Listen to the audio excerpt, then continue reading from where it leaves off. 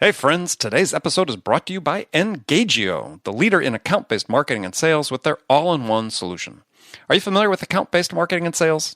I mean, if you're selling to the enterprise, to big business, account-based strategies are the new wave of doing business. If you're selling to the enterprise, if you're dealing with multiple decision makers, if you need to close larger deals, then an account-based approach is a necessity. However, while there's a lot of talk out there about account-based marketing and sales, there's very little actionable advice on strategies and tactics you need to take. So our friends at Engagio asked dozens of independent sales and marketing experts, leaders in their fields, to contribute their recommendations about what you need to know to get started with it. And Engagio has compiled the collective wisdom of these experts into a most comprehensive guide that reveals everything you need to know about using account-based strategies to win bigger deals. It's called The Clear and Complete Guide to Account-Based Sales Development. It's free, and you need it. So head over to engagio.com/accelerate and grab your copy today. That's engagio.com/accelerate. Okay, let's do the show.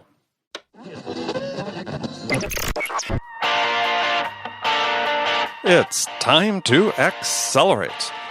Hi, this is Andy. Welcome to episode 454 of Accelerate, the sales podcast of record, where I hold in-depth conversations with today's leading experts in sales, marketing, and leadership 6 days a week. It would really help us out if you took a minute right now, went to iTunes, subscribed to this podcast, and left us a review.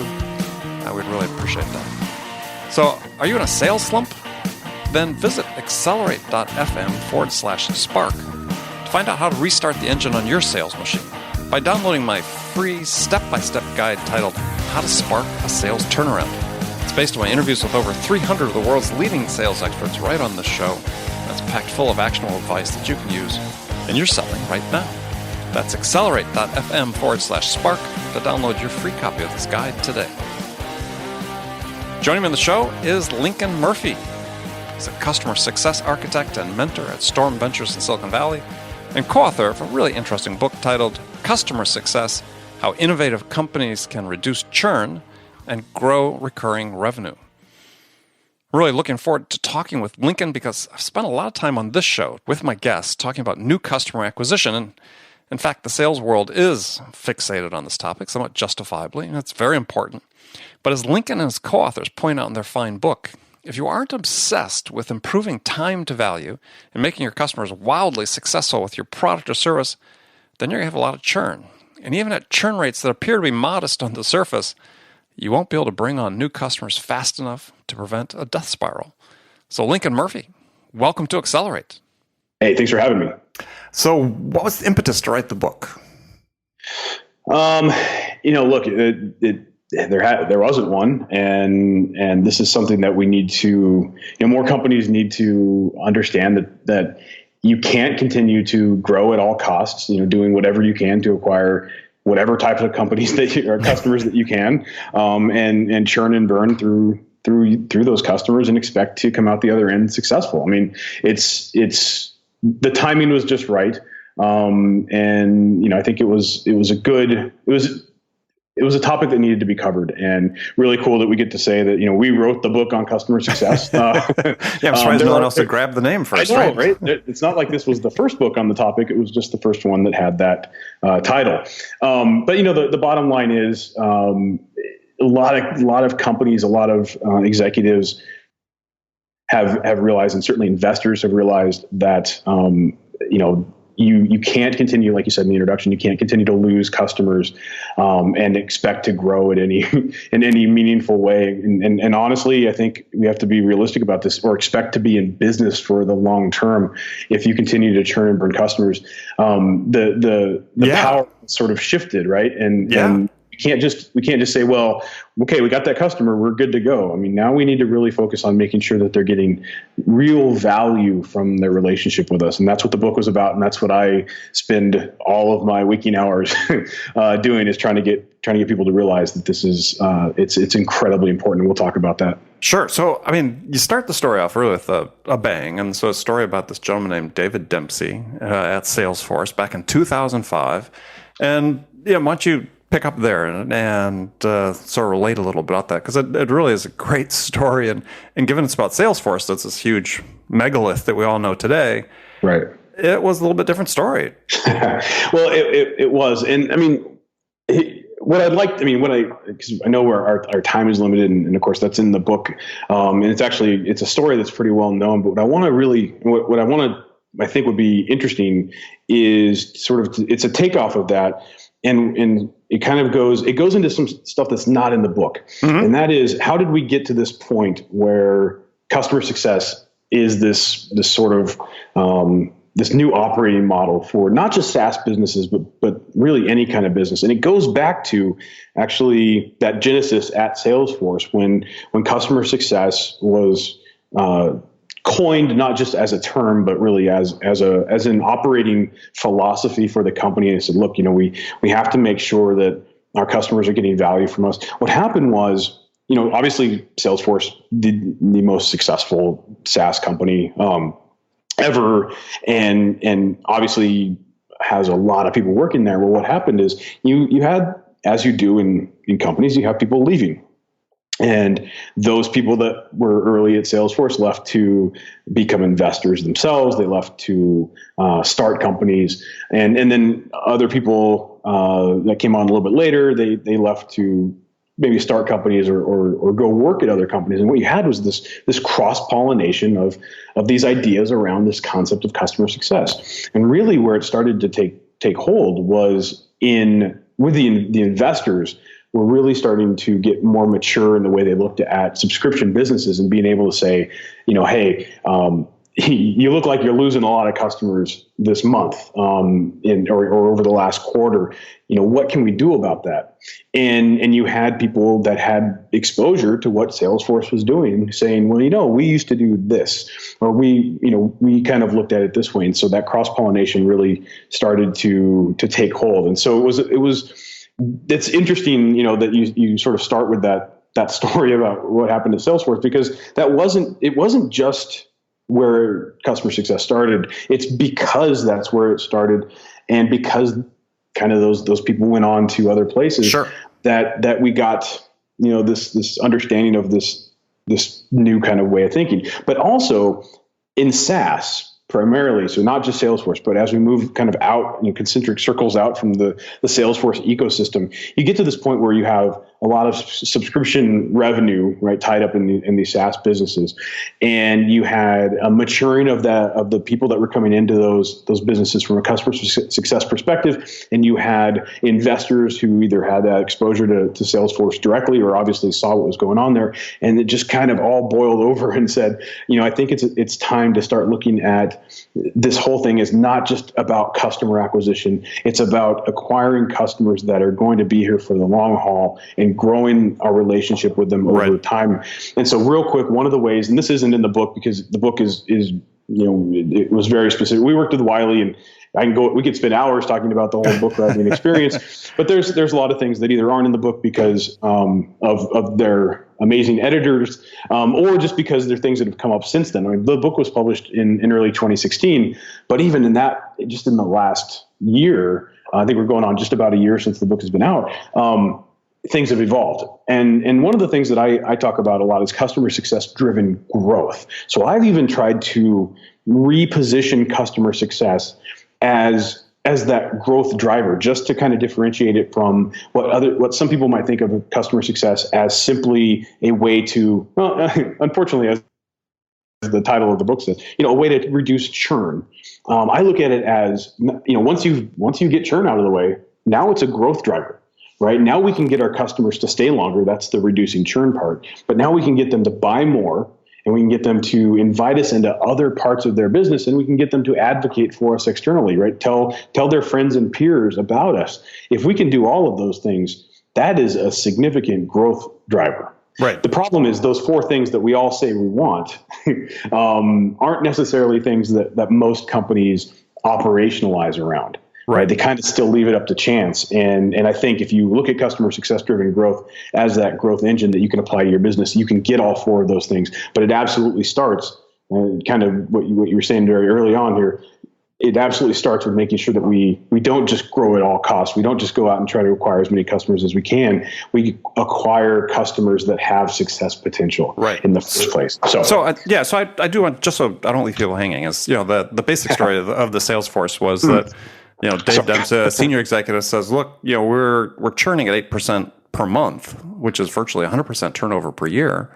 And, we can't pour enough new business into the top of the funnel to sustain real growth at that rate. Right. So we've got a problem. So, here was an existential threat, like I said, to this company that we all know and like and look up to. It's like, well, it really wasn't that long ago that they really had to come to grips with the fact that, they were sort of like, HBO back in the 80s and 90s that had similar churn rates on their pay subscription services, and we're also faced a real existential threat. basically 100% turnover in customers every year. Well, and that's, I sorry, I meant to go back and sort of close that loop. But you're right. Well, that's why I'm that's here. The thing. Yeah, I appreciate that. But like you said, it may not seem like a very big churn rate, but the reality is it adds up. Oh, right? yeah. So you look at so it's single digits. Yeah. 8 times 12 is 96. It starts to become a major problem. But what I always like to remind people is it's not. Here's the thing about churn. Customers churn for one of two reasons, and these are the only reasons. One, something happens to them. They go away. They go out of business. Maybe they get acquired, though. Even I say if they get acquired, that maybe should be an opportunity. But we'll go ahead and figure that in here. So they either go away, they go out of business, or they get acquired.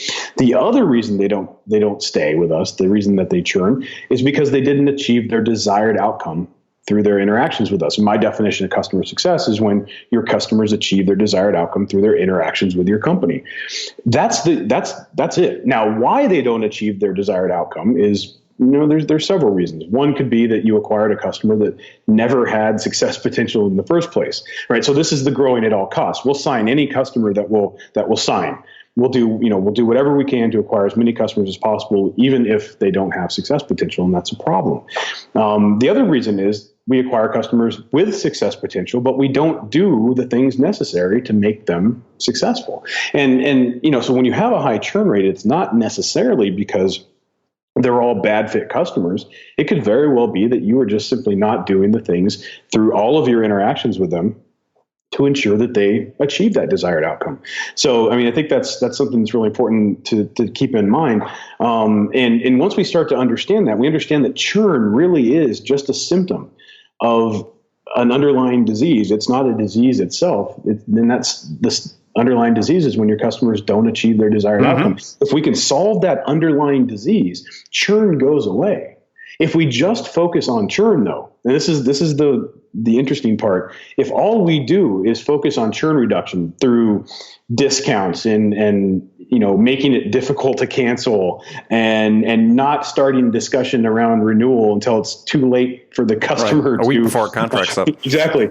If we do all those gimmicks and tricks, ultimately we're not solving the real issue. We're just sort of taking care of the symptom, and it's still going to be there, and it's going to cause us problems long term. So that's why, when I talk about customer success driven growth, it's all about ensuring that our customers are achieving that desired outcome. We're operationalizing around that, and we're giving them opportunities to grow their relationship with us based not on our internal need to hit some quota or make our internal number, but rather to ensure that they are simply achieving their desired outcome and that we're putting the right offer in front of them at the right time. So that's and you see that all the time with people renewing, giving discounts to people to renew. And here you are with your renewal business that's supposed to be with the existing customer, supposed to be a lower cost of acquisition for dollar of revenue. And yet they end up going back, basically looking at new acquisition costs almost. Well, and this is why you need to be really careful when you say, well, what's your churn rate? Well, I could tell you I have 100% customer renewal retention. Right. But at what price? I could have had a 50% revenue churn because I offered everybody a 50% discount to stay. So you have to look at both, right? And that's why one of the metrics that we look at in customer success, and really this is not just a customer success metric, but something that everybody should be looking at if they have a recurring revenue business for sure. And that is net revenue retention. And it's a complicated metric to get access to, but at the core, it's pretty simple. It just says we start this month with this much revenue from our existing customers, and at the end of that month, we end up with this much revenue net of any revenue churn, but also including any upsells or cross-sells that came only from that existing customer base, not taking into consideration any new customers that were acquired in that month. And if we have greater than 100%, it means even if we lost some revenue through churn, we're making up for that with upsells and cross-sells.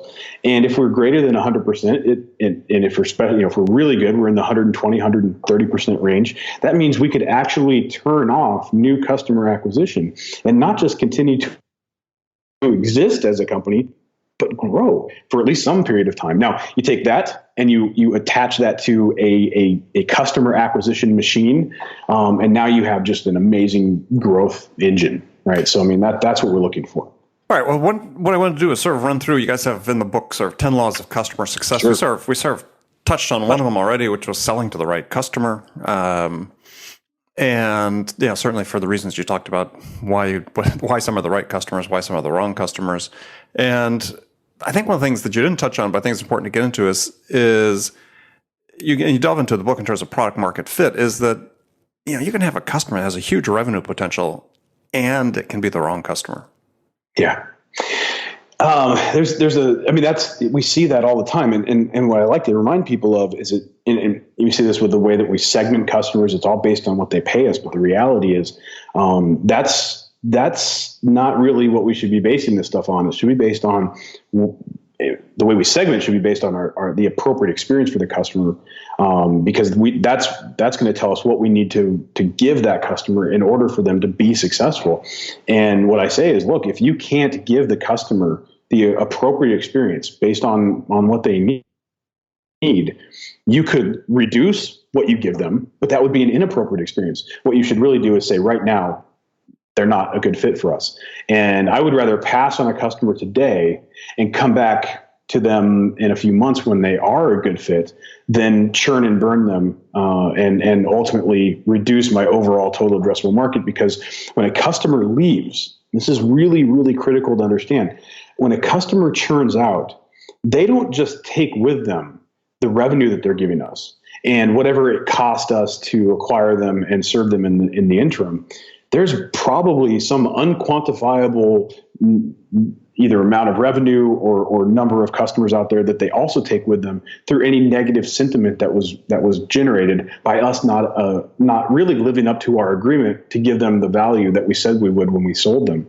So when you're churning and burning your customers, you're actively reducing your total addressable market. And I'll give you just a really quick Sure. Anecdote. I've worked with several companies over the years. But I'll tell you, this was something we did at Gainsight early on. It's not something that, it's not a practice that was continued, but very early on, we sold to customers that, Gainsight's built on Salesforce. We sold to some customers that didn't use Salesforce. Well, that should probably be, one of the things that indicates whether a customer is going to be successful, right? So there was not a technology fit, but we sold, and eventually it came back to bite us. And what's interesting is over the next year and a half, there would be those companies that we churned out, probably 3, would show up in our loss reports. So when we would get a third party to go talk to customers that we lost, that we didn't sign, those would come up as examples or reasons why they chose not to do business with us. So we churned and burned not thousands of customers, but 3. And those came back to bite us in lots of different situations that came up. How much revenue did we lose, and how much valuation from at the company level did we lose because we signed customers that we shouldn't have? Right, and the motivation you see oftentimes, especially in SaaS companies, is the fascination with the logo is this count. If we can get this, that'd be a great reference count. Reference count. If we can just get it, and that's so awesome, right? Somebody who doesn't get value from you, probably not going to be a good reference. Yeah. So, I mean, right there. And that's something that's interesting from a sales perspective. When I do a lot of sales training as well, customer success driven sales, if you're acquiring customers that don't have success potential, you are violating one of the key rules from my perspective, which is I shoot for 100% referenceable customer base.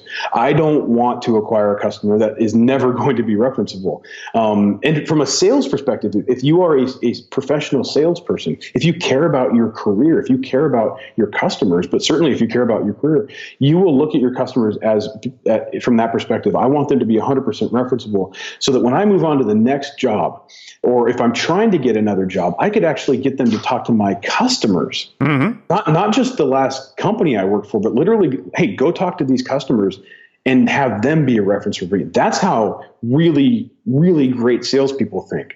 And if you're going into a situation where you're not 100% sure that they'll be successful, or on the flip side, for sure they won't be successful, and you're closing that customer, you are actively setting them up for failure. And ultimately, you're going to set the company up for failure, the stakeholders up for failure. And I'll tell you this, as a salesperson, if I'm working for a company that allows bad fit customers to be signed, I'm going to go work somewhere else, because that is eventually going to catch up to me as a salesperson. I'm going to have to overcome these objections in the marketplace caused by that negative sentiment of churn.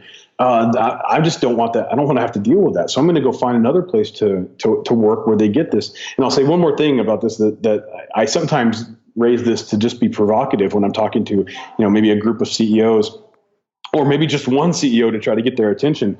If you are knowingly allowing bad fit customers to be signed, yet you are investing in customer success management and anything else to do with customer success, after the sale, then you're a bad CEO, because you are investing in something Sure. that you are absolutely know is not going to work.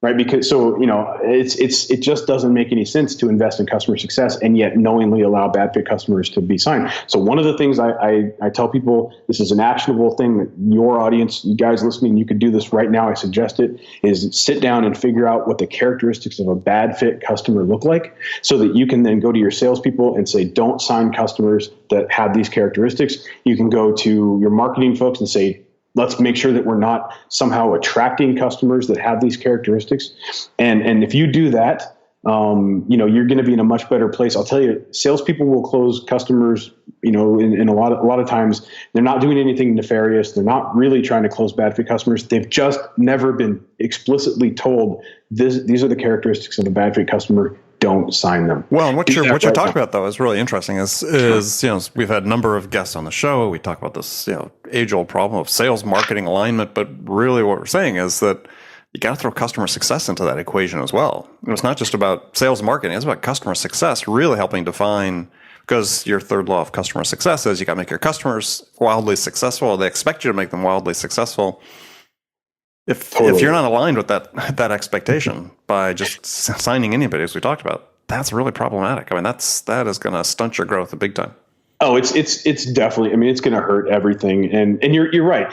This alignment needs to be there. But I want to be really clear. I mean, if you're a customer success person listening to this, I would maybe not lead with the bad fit customer thing. If hopefully leadership will take the initiative and do that. Start by feeding back to sales and marketing the things that good fit customers are experiencing, the use cases that are successful, the things they say, the words they use, the way they talk about not only our product, but what they do with our product, so that you can tell sales and marketing to use this language.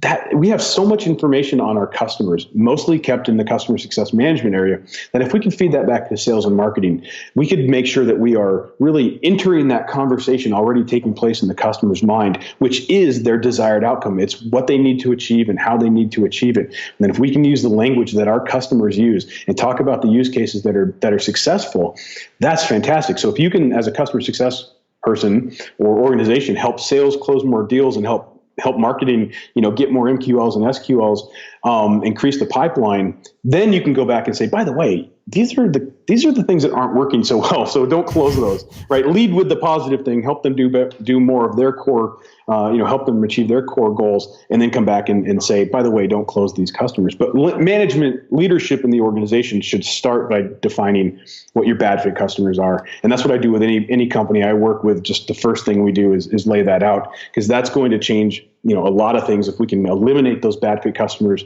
right out of the gate, we don't even sign them. that's going to have a positive impact on everything going forward. Well, so sort of interesting, thought perspective is you say, okay, we've got sort of defined, especially in the SaaS business, we define this sort of hierarchy where we've got sales development reps feeding leads to account execs, and there's this perception that the account execs somehow are the alpha dogs at the top of this pyramid, and customer success is down the pyramid somewhere, maybe above SDRs. But you really look at it as when you look at how the company grows, it's really the sales is just really a feeder to customer success. Is it really time to sort of, or are you seeing people even sort of rethinking sort of this whole hero's notion of new account acquisition and saying, well, it's very important, but the real top dogs are the customer success people. Well, and there's a lot of, as you can imagine, there's a lot of pushback from sales on that. I'm sure. I try to talk about the fact that, look, if we sign a customer on 1 year contract, and we keep that customer for 5 years, then that initial sale of that first year contract is only 20% of the overall customer lifetime value.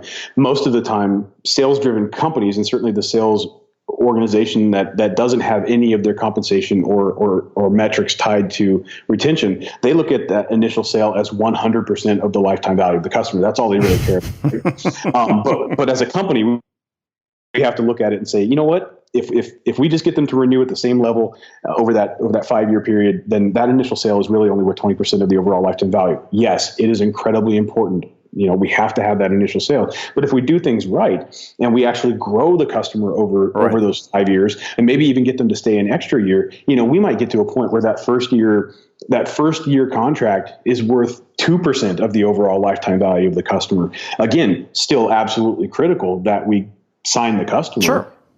But what if we don't do it right and we miss out on all of that stuff that takes place after there? So, to your point, I like to look at it not as the customer success organization is the hero. I like to look at it as we are a company all moving in the same direction, and that we're not separate parts of this. We're all moving together. And I think if we can look at it that way, and sales is not this thing that sits out there on its own and does whatever it wants, but rather we're all in this together, I think that's what needs to change. Yeah, no, I agree. I think that it's a great vision to have.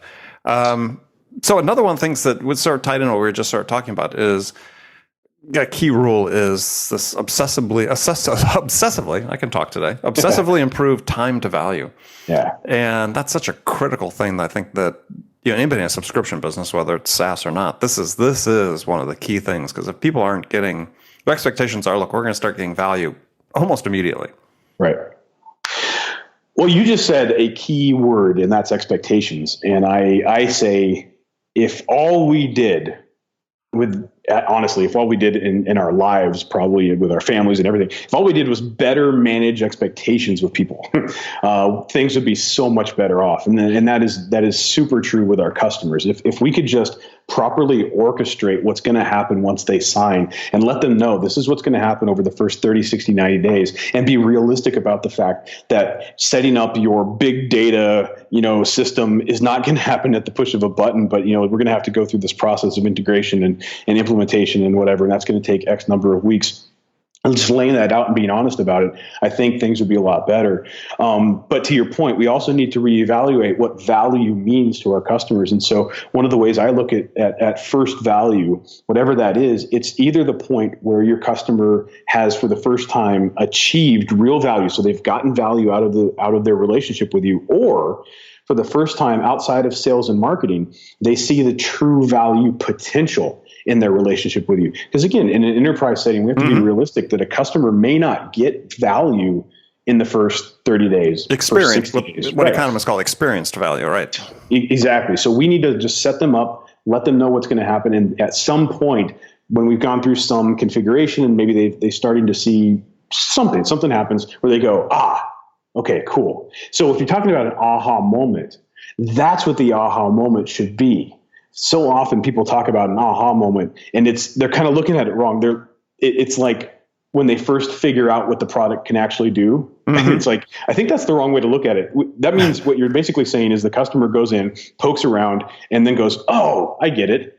That's not the experience we want our customers to have. We want them to get to a point where, we've facilitated this whole thing within the context of what the appropriate experience is for the customer, and they see for the first time, maybe they haven't gotten value yet, but they see, okay, I can see the long term here. I know that this is going to work for us. Feeling good about this. I invested money in this transaction, of course, and to get this started, but I've invested my time and energy, but I've also invested my political and social capital within the company, and I need to get to a point where I can at least say, I made the right decision. Right. If we can get our customer to that point as quickly as possible, that's what we need to shoot for. And the thing is, every customer achieves success, gets to that point on their own cadence. Right. And that's what we need to understand.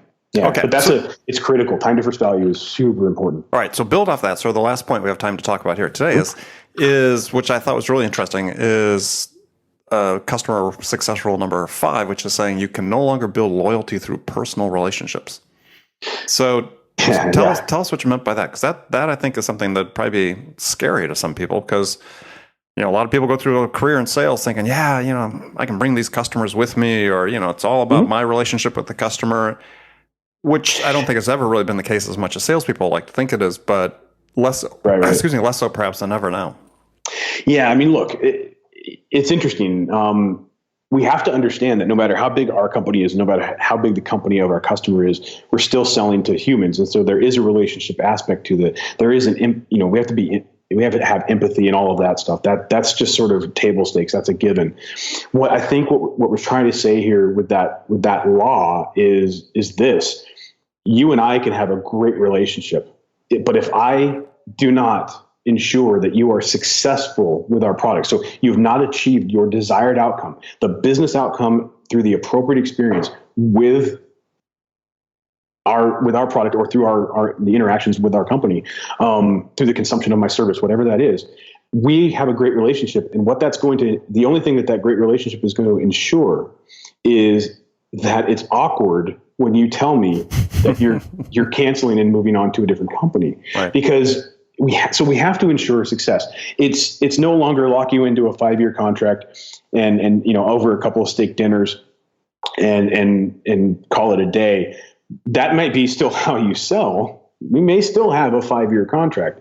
This doesn't, longer term contracts are still out there. But the point is, even on a 3-year contract, I've seen it where companies churn out, they don't renew, and they cite things that happened in the very early stages of the relationship. Sometimes they even cite things that happened during the sales cycle. Sure. They were planning their escape, while they were getting started. But the bottom line is, we can't rely on just that relationship to keep the customer. You have to make sure that the customer is achieving their desired outcome through the interactions. By the way, part of that appropriate experience may be a more tightly coupled relationship. Okay, so that's what's going to ensure that you're giving them the appropriate experience. But I'll tell you what, if you can't help them achieve that business outcome they're looking for, that's it. No matter how great that relationship is, you're done. On the flip side, I'll just throw this out there. I do a lot of work overseas. I do a lot of work in Brazil, actually, and there, culturally, relationships are incredibly important. Well, it's interesting. I've seen a lot of companies actually struggle with scaling because the relationships are so heavy, and we have to really put a lot of planning and a lot of processes in place to make sure that the relationships don't get so heavy that we can't really make sure all of our customers are successful. Right. So there you have a situation where it's such a reliance on relationships. It's actually affecting the ability of the company to grow and scale. So relationships obviously play a role in this. I never want to take that away. I never want to take the humanity of this humanity out of this situation. We just have to realize that it ultimately comes down to making sure the customer achieves their desired outcome. That's it. If they're the relationships not doing that, they will eventually go. Right. Well, the relationships, even on the sales side, on the pre-sale side, it's people want to still, just to your point about, cling on to the notion that, play around to golf, steak, take them out to lunch, whatever. And then, obviously less so perhaps with, SaaS business, but sure. In sales, but it's really more and more, and almost exclusively, it's about what you can do for the customer, even on the pre-sale side, right? I mean, they have a job to take care of, is that they've got to make a decision about, achieving the solution and value for their company. If they don't think you can produce that for them, doesn't matter how much they like you, they're not going forward with you. Yeah, I don't think we're seeing. I haven't seen too many situations lately where people are really great salespeople, or even less productive salespeople are closing deals based simply on their ability to charm someone. I don't think we're there anymore. Nope. But it's certainly keeping, even if you were able to start a relationship like that, I don't think it's one that would last if the value wasn't being consistently delivered from the vendor to the customer. Exactly.